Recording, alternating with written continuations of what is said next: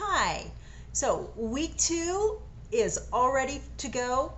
When you go to the home page, you now will see a week 2 button, and when you click that, you're going to come to the summary for week 2. So let's go ahead and take a look at what that looks like, and I'll walk you through the assignments.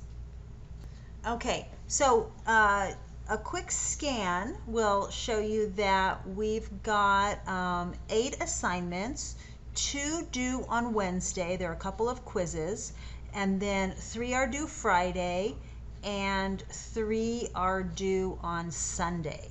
So just make sure that you are giving yourself enough time. If you know that you're going to be really, busy towards the end of the week, try to work on some of these assignments earlier in the week to make it a little easier for you. Okay, so we're going to move through the module, and the first thing that we're going to do is a quiz on phonetics. And this is a quiz in which you have 3 attempts allowed. So what I would suggest to you is to do a really quick scan of this document, which the quiz is mostly based on.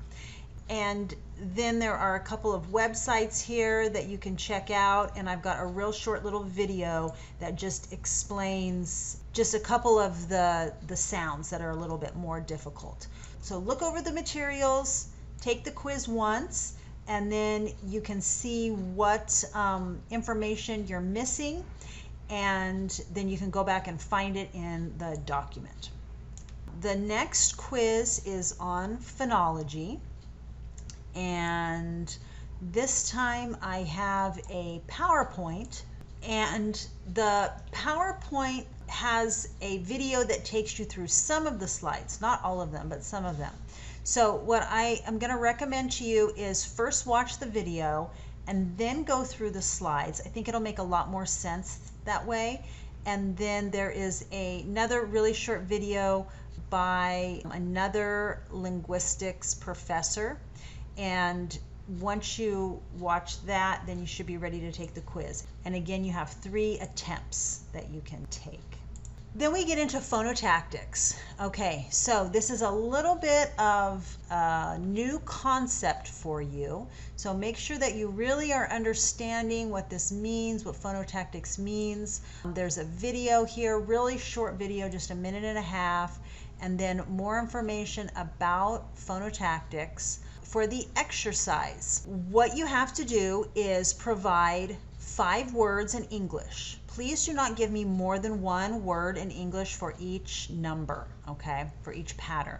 So what I want is a word in English for number 1 that has a consonant, vowel, consonant pattern. And remember, it is about the sound and not the spelling. So some words can be a little tricky in this way.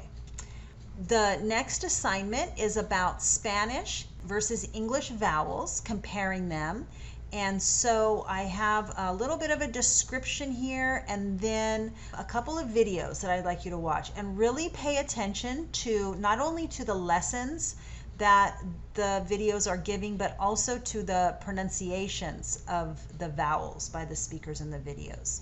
Okay? And then really I just want a couple sentences, 1 or 2 sentences summarizing what you hear as the difference, or what they say is the difference between Spanish and English vowels.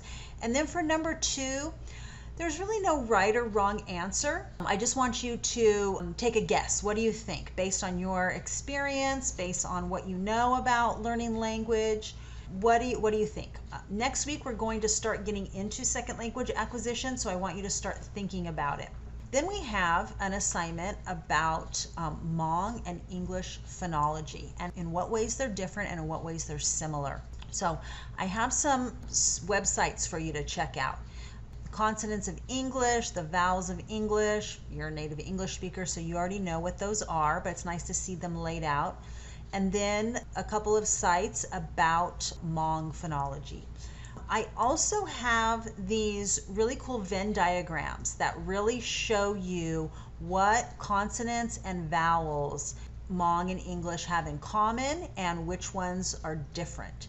And so what I'd like you to do is to list 3 English words that Hmong speakers will have trouble pronouncing. So you are an English speaker, you know English words. So based on the information from the phonological inventories of English and Hmong, what words are those Hmong speakers going to have trouble pronouncing?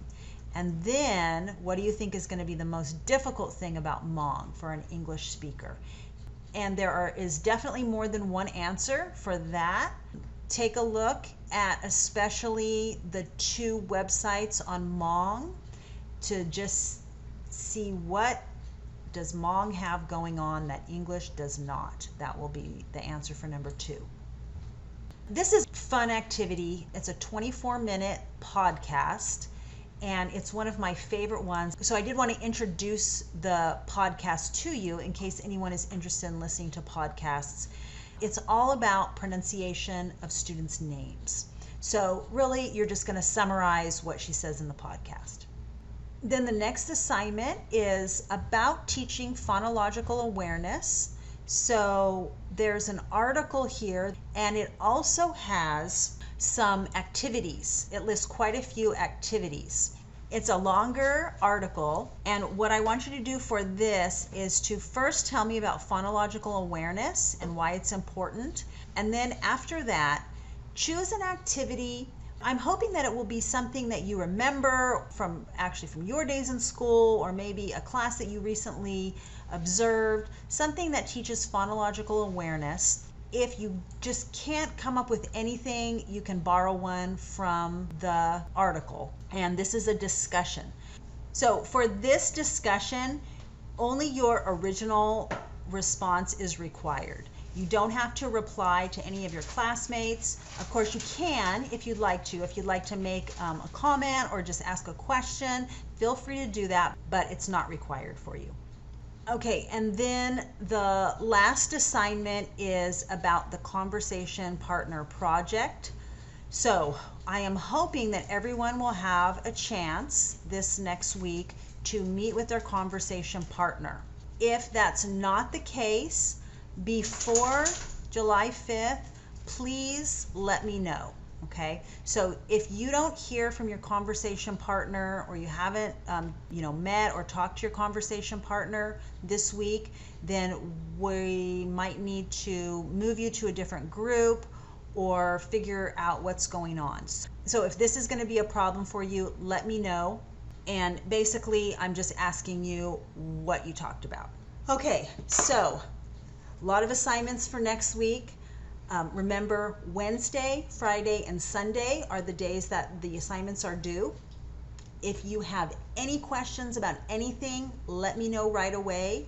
Some of the exercises for this week are a little challenging. We're getting into some real heavy stuff here with phonetics and phonology. So this might be a good time to visit Stella in the Past Center for some extra help in understanding what you're supposed to do.